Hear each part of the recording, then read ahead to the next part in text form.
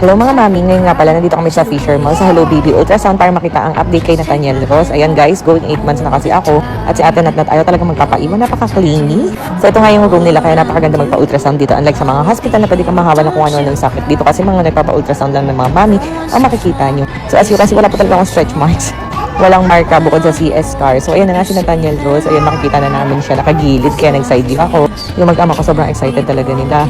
So ayan yung close-up look ng aking tiyan. At ito na po guys si Nathaniel Ross. Napaka-botsyog at bilog na bilog. Grabe. Ang taba-tabat ching-ching naman ng baby boy ko na yan. So ito si Ate Nat.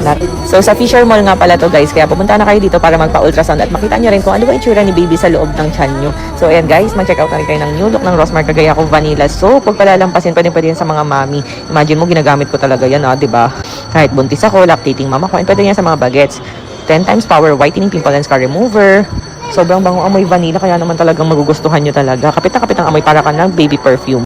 And pwede na siya sa mukha, sa katawan, pwede sa 7 years old pataas, buntis at lactating. Kaya check out na, huwag na kayong bibili ng old packaging, yung ganyan lang bilhin nyo para sure na legit.